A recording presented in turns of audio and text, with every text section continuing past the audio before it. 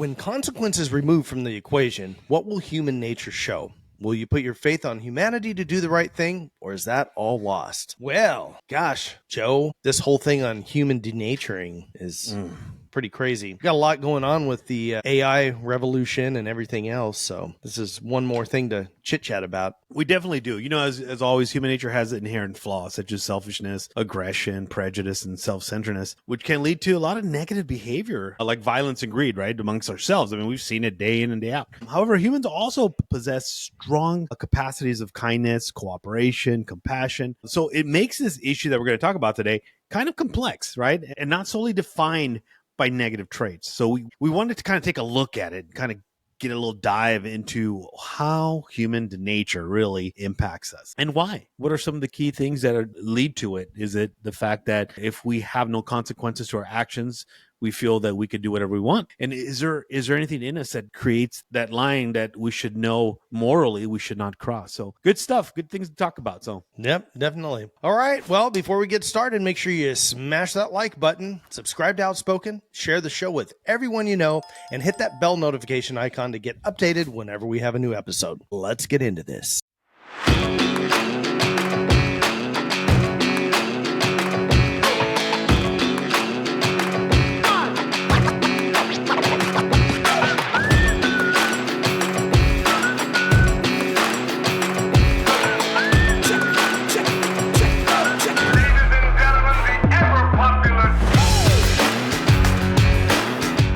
All right, well, welcome back to Human Denature. With the advent of things like AI and all that kind of stuff, Joe, it's really taken a toll on humanity, right? Mm-hmm. Where our thought process and everything sometimes may not be, and I know we talked about on our last episode, we were talking about how social media, legacy media, all those things at large really have a huge effect on people. I mean, just look at the things, you know, like we were talking about again on that episode, the Tesla dealerships and stuff that are being torched and everything. And why is that? That's because people have this desire to follow whatever the group of people that has been brainwashed by social media or media in general. You know, it has really done a crazy one on people's minds, you know. And then you have all the educational systems and everything else that are doing silly things. It's really concerning, and it's made for a bunch of weirdness in our world that, you know, it puts people at odds with one another.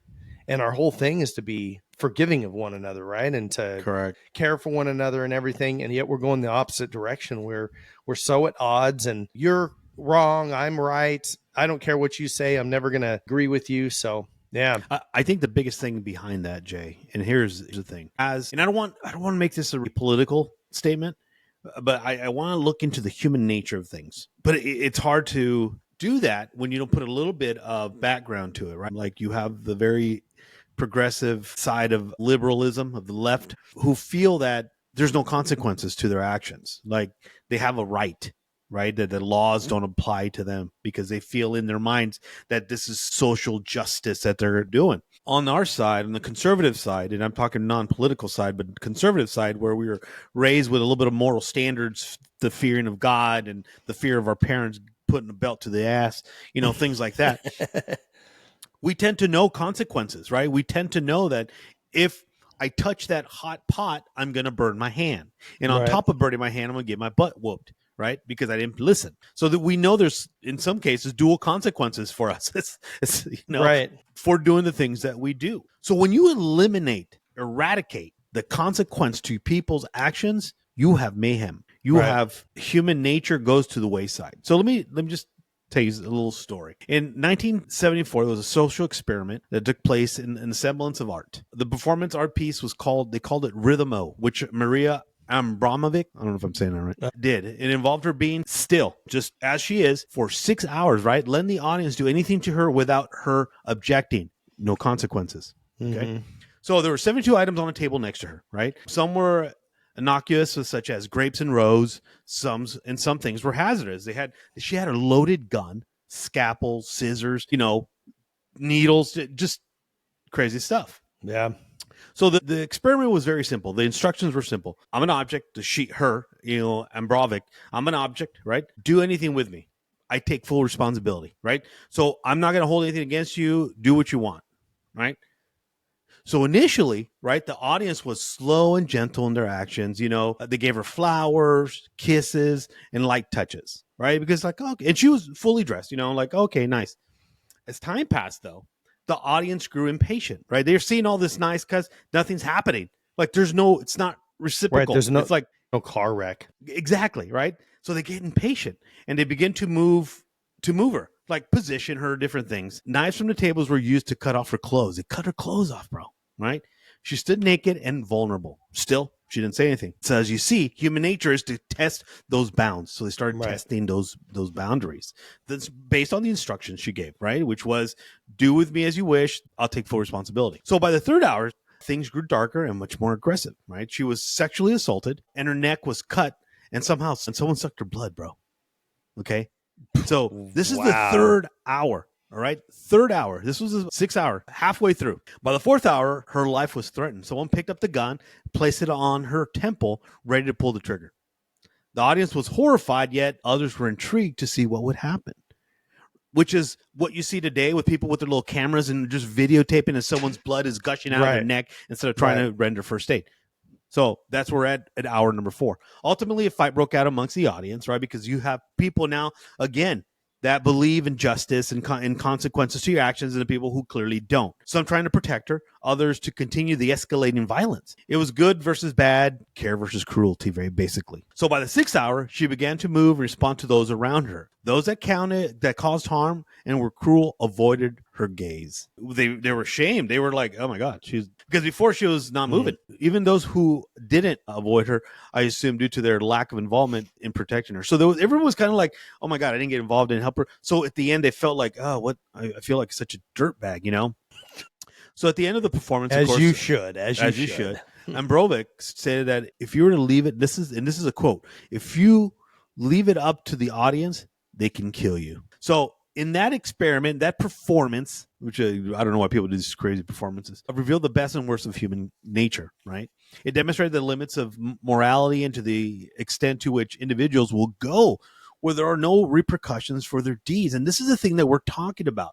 When you have absolutely no consequences for your actions, i.e. Portland, Minneapolis, New York, all these states where you had all these riots going on, destruction of property, what consequences were there? There was none, correct? That's right. January 6th, what consequences were there? There was a lot of consequences for that. Well, here's the thing. They didn't even follow due process. They just threw him in jail and said, you're going to sit there till we decide what we're going to charge you with, if anything. We have to review videos to see what you did, if you did anything, which they never did, right? Because it clearly showed them being escorted. So there's a big difference in how things are done. Here's the question, Jay.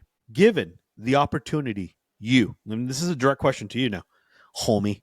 So given the opportunity to do whatever you like in this world, whatever you want, with no consequences, how far would you go? See, I'd like to say I believe that I have a standard moral compass that keeps me from doing things that are too crazy. One of the things, and I've used this example before, we've all seen like a Brinks truck, right?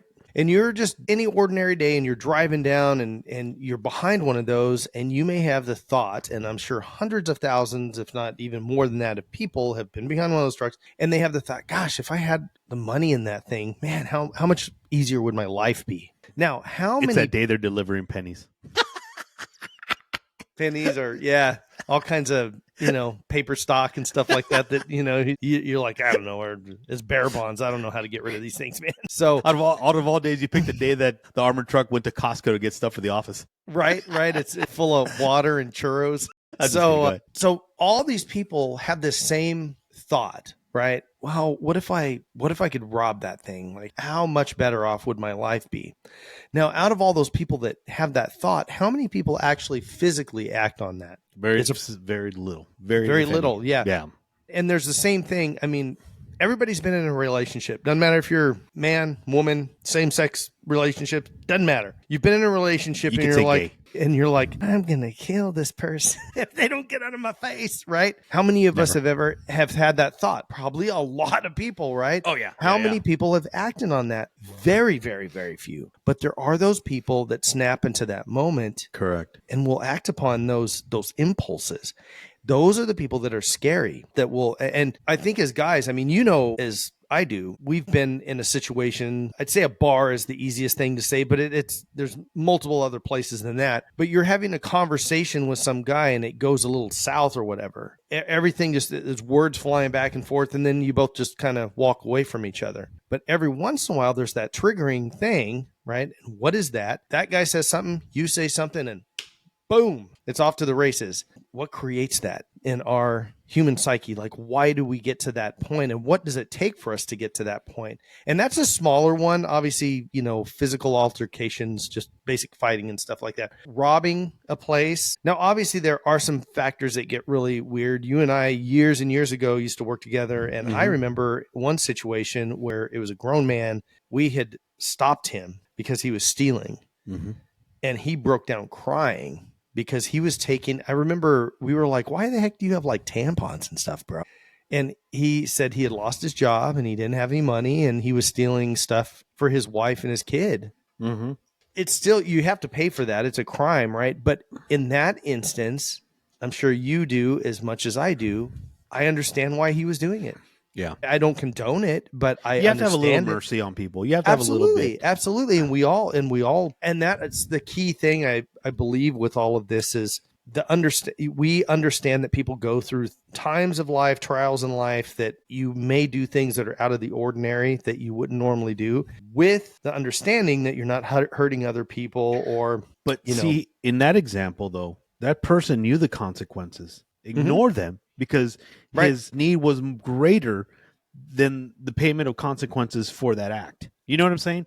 So I get that. There's been times, as a father, your family comes first. You want to believe that your family comes first, and you have to do things, make sacrifices. And that sacrifice is having to steal something because you can't afford it, but your family gets to eat, or for the fact that you're not eating because your family needs to eat. I mean, these are things that you have to do. These are human nature things, right? So like the people you mentioned earlier that you gave some examples, and I agree with you. There's been times where, we sit here and say, some dude come to my house, I'm ready to blast him, blah, blah, blah. But at the end of the day, you have to really think about that. If you're that quick and easy to blast somebody for your property, then clearly there's some issues going on where you have to negotiate, like, hey, bro, I got a gun. You need to back out. You need to get out of my house. The last thing you want to do is take someone's life, right? Especially when you don't have to or need to. But we're conscientious of that. Now, the people that you say don't and do act, do you feel those people maybe in their lifetime never suffered true consequences? Like, or to them, maybe those consequences were sustainable, like going to jail for 6 months, 8 months, whatever. And they're like, nah, I could do that. That's nothing. You know what I mean? At what point do society or people say, bro, you need to look at yourself, bro, going to jail. And you see, those people go in and out of jail, like that's not working out for you, clearly. So clearly the consequences of your actions is not being impactful enough.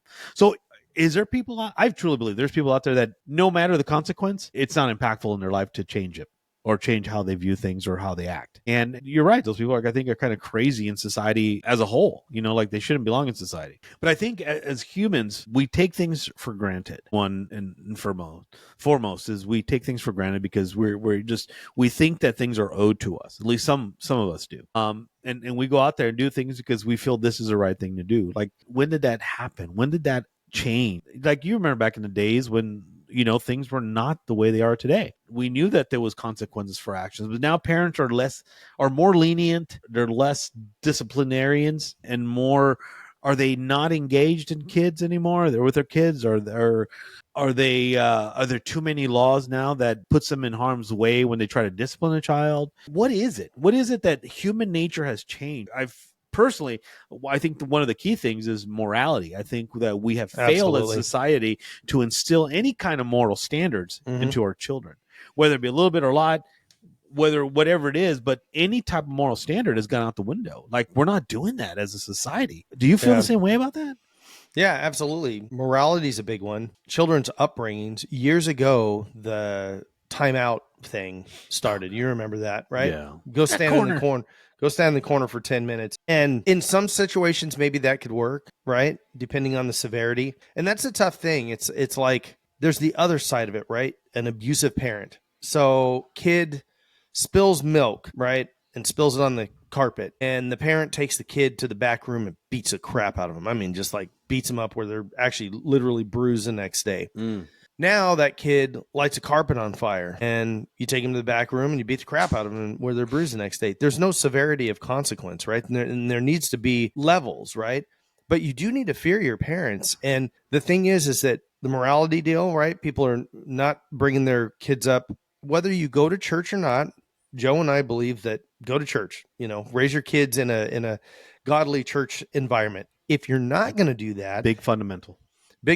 If you're not going to do that, at least raise your kid with those biblical principles, right? At home. Let's say you can't make it to a church or you don't like any of the churches around you or what have you, still raise them with those Organized religion, right? Yeah. And you know what? I'm a little on board with that too. I'm not a big fan of the whole crazy organized. Let the pastor know you said that. Yeah. But you have to have some kind of basis, right, for your morality. Correct. And then the next thing is holding them accountable for things. And a lot of the problem is that these kids, the parents don't do anything to them at home, right? Every time they do something wrong, they yell at them. And so now the kid, they're like, well, I'm just going to hear all this, it's like the peanut parents. All you hear is wop, wop, wop, wop, wop. That's all the kid's hearing now. And, yeah, wop, wop, wop, wop. They're never getting true punishment for anything. True. Oh, they took the Game Boy away for an hour or something like that. Big fiddly deal, man. I knew if I did little Billy, I'm taking your iPad. Man, I knew if I did something, and my dad was hammering down if I did stupid stuff, And so guess what I didn't do? I didn't do stupid stuff. Your kids, so you're curious and you're going to be a kid and you're going to do some things. And how do we learn? How do we learn to walk? That's one of the first things. How do we learn to walk? From falling down. Yeah. You learn to not fall down, right? How do you learn to speak? You learn to not gibberish. You learn to speak properly so your parents understand you, so you can, and you keep going back and forth. And so we learn from punishment. We learn from mistakes so I don't do that anymore. Oh, okay. You touch a hot pot. It's probably the last time you do that, right? That sucked last time I did it, so I'm not going to do that the next time. Yeah. And same thing with jail, prison, those kind of things. If you end up in the legal system, the whole purpose of that is that you don't end up in the legal system again. The unfortunate part of it is it becomes a reciprocating thing that keeps happening over and over because people a lot of times get in that mindset. And society, and I don't know when this switched over either, as well as I do, there's parts of society that it is actually cool to go to jail, right? They celebrate and have bigger parties for somebody that gets out of jail or prison than they do for their sons or daughters that graduate college or even graduate high school. Shoot, high school should be a big celebration. So you'll have an entire yard party, DJ and everything for Uncle Frankie that's coming out of prison, but you won't do anything for the kid that just graduated high school. This is the problem. I feel like you're getting really close to us Mexicans and our kids' parties where it's all alcohol for the adults, and they get a piñata. And they get. Well, see, no, that's the opposite. That's good. You should be for their underage birthday of legalism. So we have been reinforcing for a long time not having any consequence. Like you said in the beginning of this episode, you had all of the Portland and Seattle. Minneapolis, oh my gosh, Minneapolis, man, they destroyed that one Target building. There was nothing left. They stole everything out of it. Who was the governor over there? Walt? Oh yeah, Tim, Teabag Tim. Yeah. So here's the thing, and I said this earlier, and I don't want people to misunderstand when I say fear of God. The fear of God doesn't mean be scared of God. It's like the same thing. Fear your parents. It doesn't mean fear your parents. Their reverence, their power, their ability. One thing I didn't want my kids was to fear me. I wanted them to respect me. Not fear me, but respect. With your kids, I think what parents should do is try to instill them. What does respect mean? Does it really starts with respecting themselves, right? Because, if you're going to go out there act like a fool, you're disrespecting yourself and who you are. Right. Just because little Billy wants to go over there and beat up on little girls or make fun of kids, that's him. That makes him look like an idiot. And it doesn't speak volumes for his parents, let me tell you. But yeah, he's going to go into female sports later on and compete with them. He will. But as an individual, you should have respect for yourself and in turn respect for your parents. But again, that starts at home, I think. You set moral standards, moral ground, a foundation to begin. And we're lacking that. And I've noticed this for years now. And I don't know if it's because now, back then, I was blessed to have my baby mama she worked, but she stayed home. She had the ability to stay home a lot more, raise our kids when they were young and instill these principles in them. You know what I mean? And I was out working sometimes 2 jobs. You wanted to ensure that the person, and if it wasn't her, it was my mother-in-law, and she did a great job. The point is, you all had this agreement of standards, right? Of how we wanted our kids raised. She was raised a certain way, I was raised a certain way, and her mom is the one that raised her. And so I agreed in the methods and of course with my parents. And so our kids were constantly being surrounded by that type of respect, that kind of like, this is how you're going to do. Don't do that. Don't touch that. Don't do this. Now we're kids. Yes. Kids would run around the house when you told them not to, but then there were consequences. What was that? One of my kids busted his lip. He has a big old scar now from running around. Did he ever run around again? Yeah, sure. But not as crazy as he did. Not as crazy. Yeah. My daughter, remember my daughter? She used to climb those stairs and just slip off of them. Oh, yeah. Did she learn? Clearly not. She's kept doing it. But, I learned. What did I do? Put a little fence there so she wouldn't climb up. Right. So, yes, is there a balance? There has to be, right? You can't expect a baby to understand, until you said it enough. And they're like, okay, no means don't do it. You know what I mean? They have to put things together in their development stage. But we as parents, I think, so I don't know, again, if it's the fact that we have now parents, a dual income family where both parents are at work, and now kids are being raised by the internet, by the tickety talk, by social media, by other friends, right, who are not good friends, right? And so there's a lot of outside. I really feel bad for this generation. They're being raised by just the worst of the worst. Now you have AI in the picture, all right? And AI has all the answers. So, what is it for a kid to just go in there and do an AI and say, hey, how do you do this? Or why do you do this? Now they're getting the answers from AI. Yeah. AI doesn't have any moral standards. It only has output for what you put into it. It doesn't have moral grounds or moral standards. It just has answers. And so I think if you give kids information with no direction, that's wrong too. That's bad, because then they're going to interpret that how it would best fit them in situations, instead of you instilling in them, no. In this situation, this is how you want to handle it. Don't do that. Don't do this. Why do we have that authority as parents or even as adults? Because we've been through it. We've lived it. So I think that the biggest thing is that we've become a society of selfishness, where we only care about ourselves. And you know damn well, Jay, that in our belief that's the last thing we should do, right? We should always try to do good for others before we do good for ourselves. Right. We should always look out for our neighbors. We should be looking out for even our enemies, right? Because we shouldn't will ill on anyone, right? Yeah. But we've lost that, because even, I'm going to tell you right now, bro, I have road rage. I'm the little guy with the road rage. And I hate that about myself, because I don't honestly know. I've never noticed. I'm sure you haven't. You sit there and you start thinking, like, why do I have that? Like, what upsets me about someone cutting me off? I can't use the excuse, oh, my kids are in the car, because they're not in the car anymore. They're older now. What is it that upsets me about it? And I think, and this is, now we go into the second part of that, is I've never had consequences for having road rage. You know what I mean? But if you sit down and stop and think for a moment that there might be consequences, even though I've never had them, there might be, right? Nowadays, a guy could get out of his car and come at me with a weapon of mass destruction and end me, because that's how society is today. So, but at the end of the day, you start thinking, why am I in a hurry? What's the importance of, okay, like the guy cut you off. You're going 45 miles an hour. The guy cut you off. Now you want to speed up just to go talk crap to him? You know what I mean? Like, right. Just let it go. The bird or whatever. Yeah. Which has really an end result of no satisfaction whatsoever, because at the end of the day, he still cut you off and you still just got where you were going at the same time that you would have if you wouldn't have done anything stupid. Right. So I think now as adults, we know the consequences. We know there's repercussions for our actions, whether good or bad. For what's that law? For every action, there's an opposite and equal reaction, whether good or bad. So we have to now start making good judgment calls, because we know that there's actions or there's reactions to what we do, but now we have to make good judgment calls. We have to sit there and really think about it and say, like, what's the point? Am I, like, is this that serious, really? You know what I mean? I'm just going to get some coffee. What's the big deal? And so he cut me off. The guy's a jerk. So what? Now, can I look at it like his actions will have consequences in the future?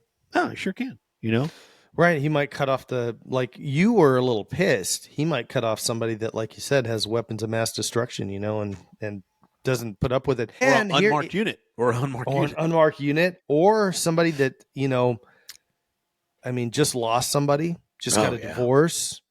Oh, don't get in trouble with those guys. Again, these are the things that what causes that momentary switch in somebody's personality, their attitude, and all that kind of stuff. Right. So, morality's a big one. And I think a couple of the things. So parents now, I'll go back to the timeout deal. Parents now, don't threaten your children without the actionable effect of consequence, right? So if your child is doing something, you're like, don't do that. If you do that again, I'm whipping your butt, or I'm doing this or doing that. And they do it again, and you're like, I'm telling you, I'm gonna whip your butt. I'm telling you, if you do that one more time, I'm whipping your butt. If you do that another time, I'm whipping your butt. Next week, I'm telling you, I told you 5 weeks ago, if you do that again, I'm whipping your butt. Okay, guess what they're going to keep doing, right? Because there's no actionable consequence to it. And one of the things that I think over time... But the parent learned tolerance. Yeah, forgiveness and tolerance, right? So one of the things I think that needs to come back is generational shaming, right? So it used to be long That's enough. A bad word to society today. Shaming? Oh my God! Are you body shaming me? Are you generational shaming? It used to be practiced all the time. So, and I don't say practice. They wanted that. It's like if as a kid, if you did something and it was shameful to your family was now shamed. And now your family was pissed off at you, right? So we don't have that anymore. You can't shame a kid anymore for doing something stupid because now you're oh my gosh, you're a hateful parent and all this kind of stuff. So yes, I agree with you 100%. There is no consequence for anything. Everybody's supposed to feel good about whatever they do. Well, so if little Johnny wants to light houses on fire, that's the way he feels. Don't make fun of him or don't stop him, right? Because that's the way he feels. And that's the problem, is that we are letting people just be complete morons out in the world, and there's no consequence to any of their actions, thoughts, attitude. Attitude is a huge one. I mean, you look at like all these tickety talk videos and other videos that are out there, these people just like going off like in, say McDonald's or whatever, they're talking to the poor cashier that has nothing to do. Like I was at a big retailer, and it was myself and a guy standing in line. Yeah.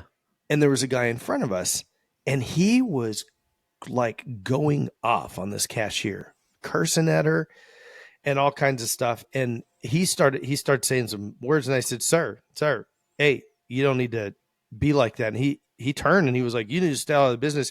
And the guy that was behind me, he came over, he goes, hey, I have a daughter. And if that was my daughter, you'd be on the floor right now. So you got both of us. And this guy was probably roughly my size. And the guy that was yelling was kind of, pipsqueaky. And so he probably like, I got two guys looking at me here, and again, this poor kid as a cashier has nothing to do. I mean, they don't control the prices at this big conglomerate or anything.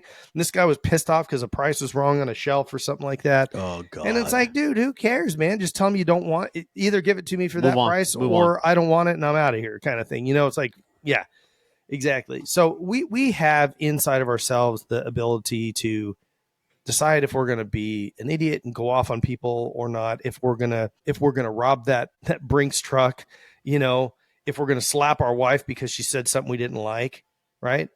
We have the choice to do that or not do that. And correct. The thing that, again, going back to what creates that moment that you say, I'm going to go rob this bank, right? Because I need the money, because I want the money. At this point, that doesn't matter. What matters is your past background of parents, your involvement with law enforcement one way or another, with your teachers and all these other kind of things that people said, hey, if you do this, this is what's going to happen to you. And do you have fear of the future of it having a detrimental consequence on the remainder of your life? I think when we're young, because you have such a small reference points of how long you've been alive, that time is forever, right? You're going to live forever. Yeah. There's no end to time. Yeah. There's no end to time. As we get older, it's like, I'm going to climb that ladder. If I fall and break a leg, man, I'm out for months. Like you start thinking about that kind of stuff. And You're not so, wrong. right. But why do we think that? Because we have fallen, because we have broken something, because we have gotten injured or hurt, or, well, I don't know. Yeah. Are we smarter? We have we're wiser because we have the experience. and you have the knowledge that, hey, this happened to me before and this wasn't good and I didn't like it and I don't want to go through that again. So I'm definitely not going to do this, which is not the same thing, but it's close enough and the consequence would be close enough. I don't want to deal with it. Yeah. So if you have never had consequence for certain things, you don't have that worry about it. So kind of going back to what you were talking about with the like January 6th, right? And then the Portland, Seattle stuff. Yeah.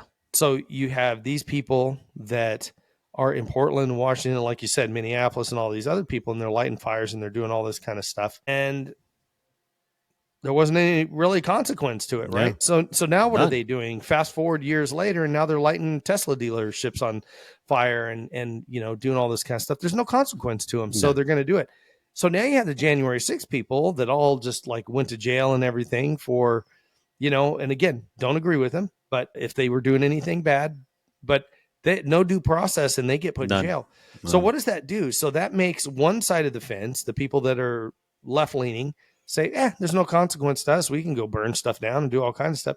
And then you have the other people that typically don't do that stuff anyways. And I still have an argument that none of those people were conservatives, but I digress. That now people on the right side of the fence are like, well, we better not do stuff because we'll end up in jail for 4 years kind of thing, So yeah, if you're going to do it now because daddy's in office and he won't let you go to jail for too long.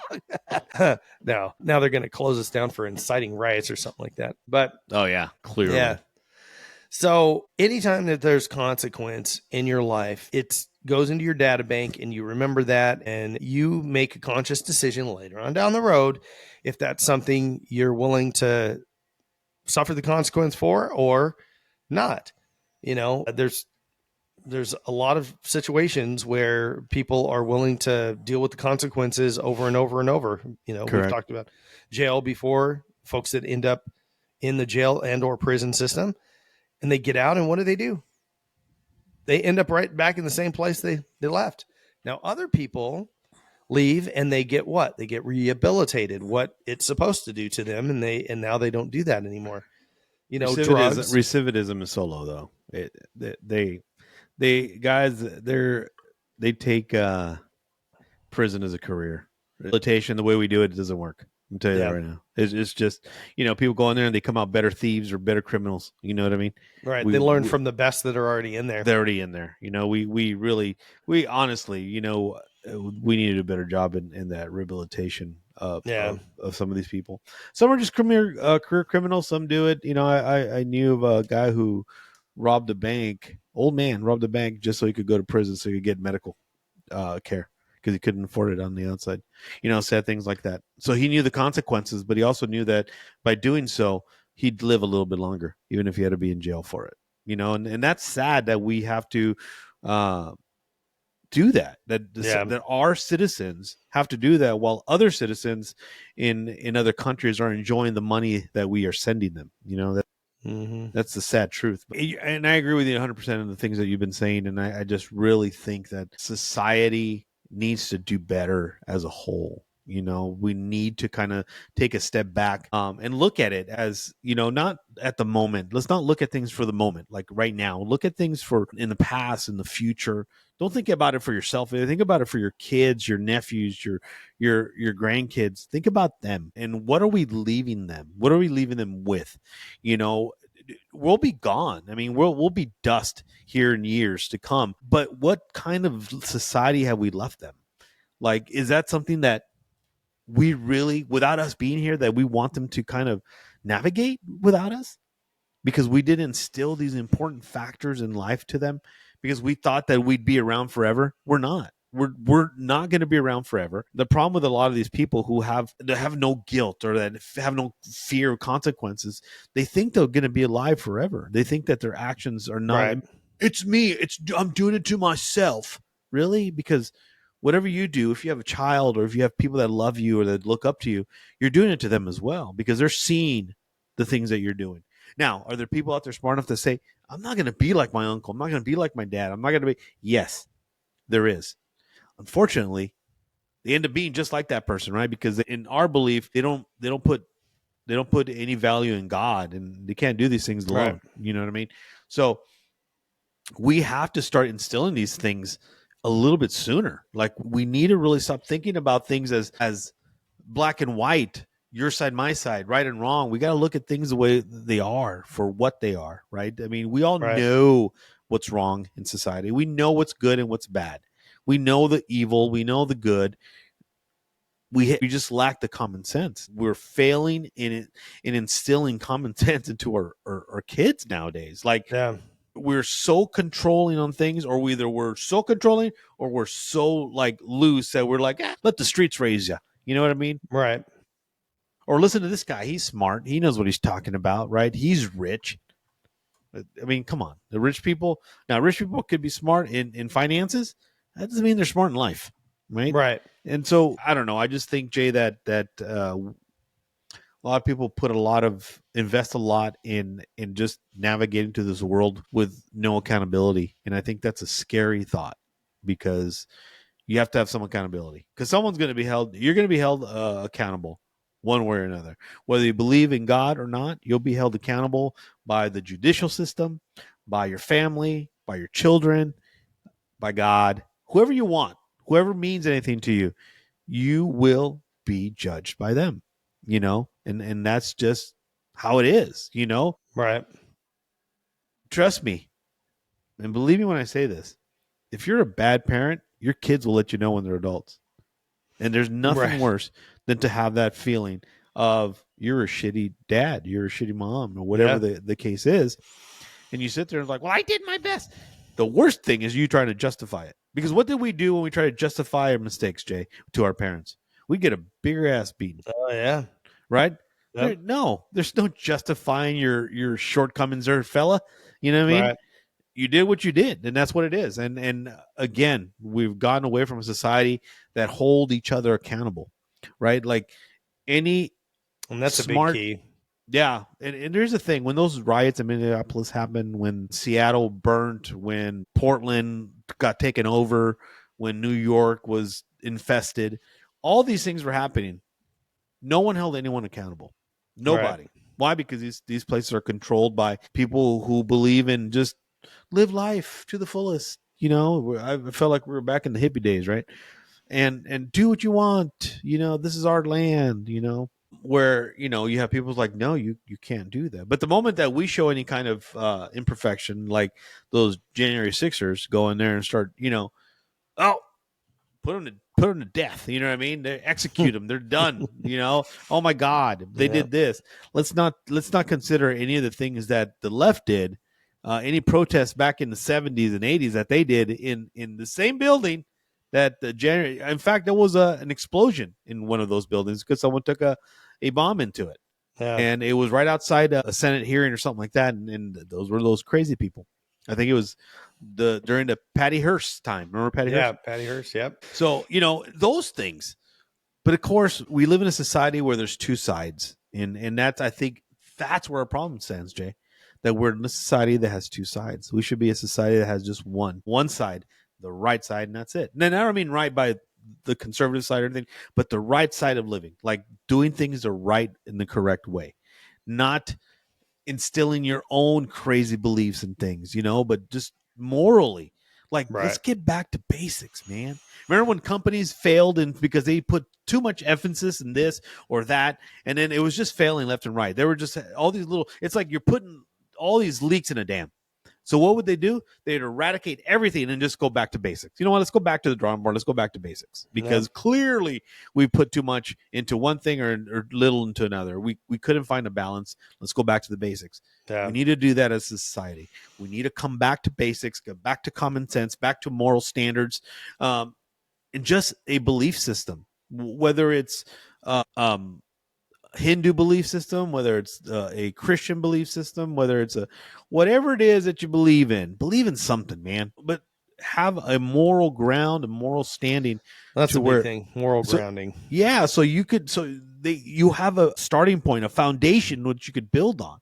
It's kind of like the parables of the seeds on the rock and the thorns on the sand. It's all about foundation. And if you build your belief system on a solid rock in a foundation, whether it's again Buddhism, Hinduism, whatever it is, on something, that's a starting point. That's a starting point. It doesn't mean that's the right religion. I'm just saying that's a starting point. And I think that's what society needs to do as a whole, not just the left, not just the right, but I think as society as a whole need to come together and say, look, man, look, I know that's wrong. Let's not do that. All right, look, let's go to the table and talk, dude. Even DJT during his speech, he said, hey, look, man, you guys don't like me, you don't care for me, that's fine, but could we come together and try to fix America? And Right. still nothing, right? Like, what does it take? What do we have to do to bring everyone to the table and say, look, man, it's not about us anymore, we're old and decrepit, this is about our kids, it's about our Right. future, it's about society as a whole, not just America but the world as a whole. Into they're going to destroy themselves, if we leave them to their own.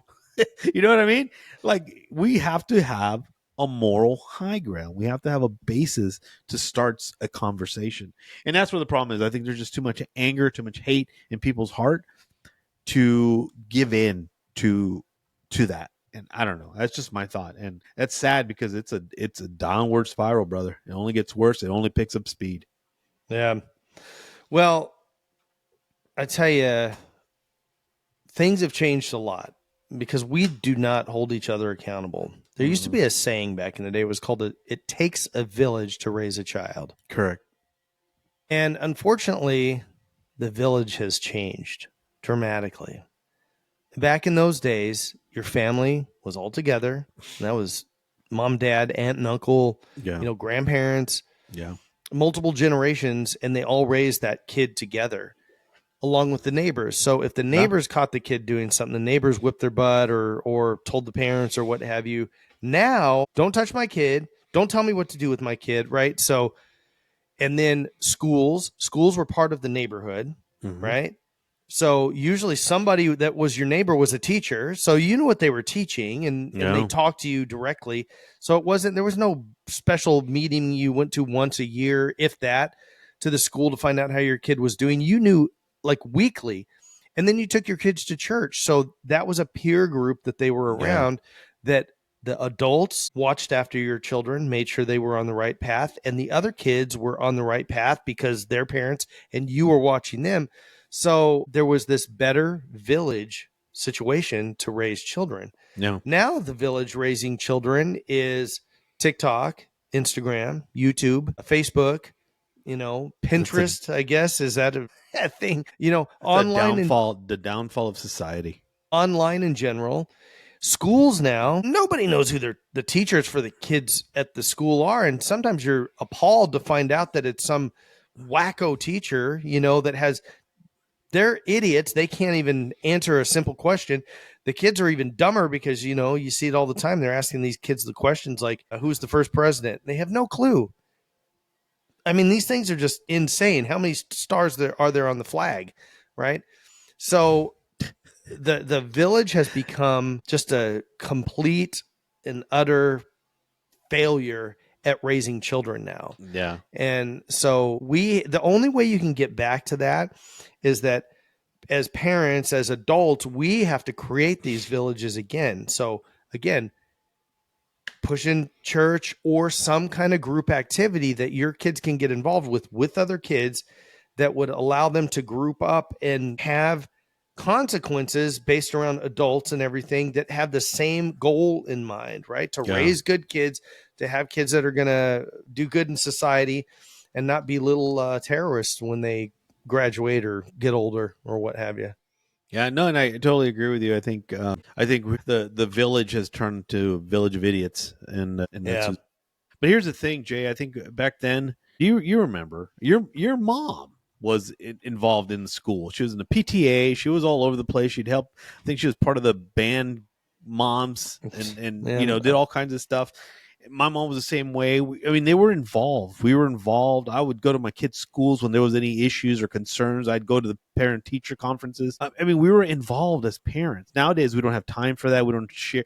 Like, you're right. People don't know who their teachers are. I knew who all my kids' teachers were.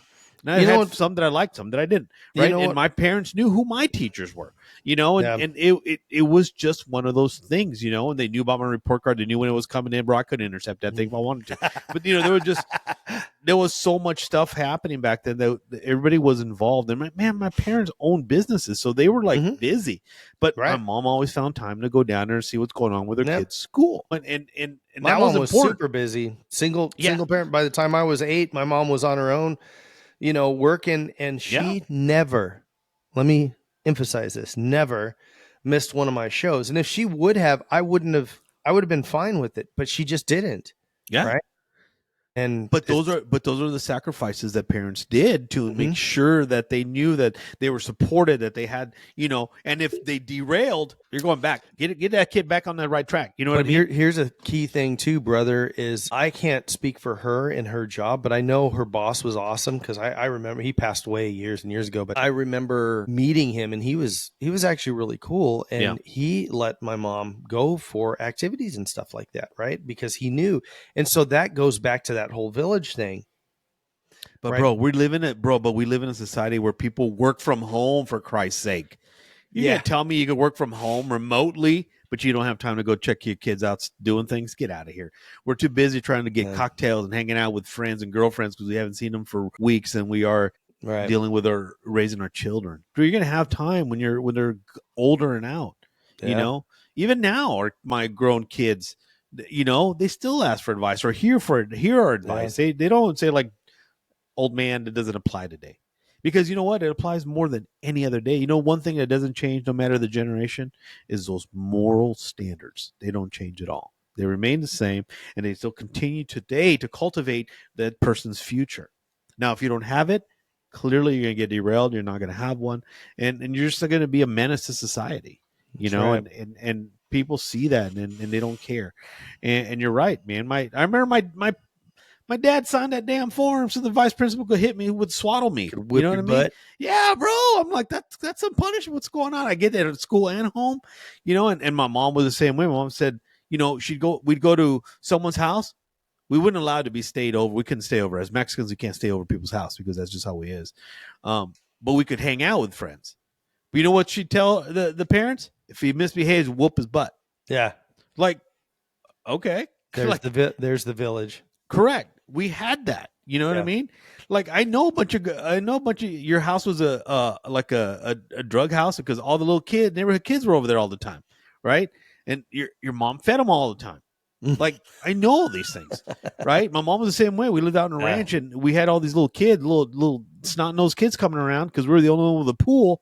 Mom would feed all these kids, like, hey, there's food here. Come on, come to the pool. And I'd be thinking, like, they dirty, Mom. They hadn't even, tell them to shower before they come in the swimming pool. I was that little delicate little kid. But you know what my mom say? She said, "You be thankful you have a pool." Yeah. And I'm like, damn, Mom, I'm just saying I don't want no dirty kid in here.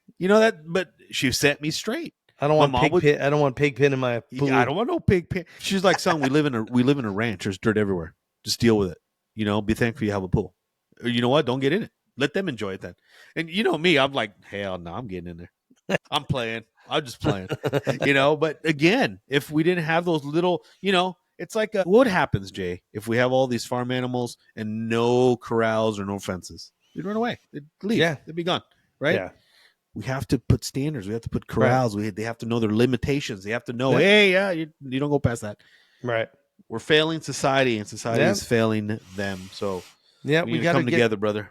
We do. We got to get back to a village, and that village should not be the village that M. Night Shyamalan, is that his name, made? Oh, Shyamalan. Remember that movie? Yeah. Shyamalan. The Village. Oh, my God. That was crazy. It's a good movie. Well, listen, everybody, before we get out of here, make sure and smash that like button, subscribe to Outspoken, and share the show with everyone you know. Hit that bell notification icon so you get updated whenever we have a new episode. Well, Joe, here we go. Make sure, everybody, you take care of one another. Do better, be better. And as always, God bless America. All right, guys, we'll see you next week, man. Be careful. Tuesday. God bless you.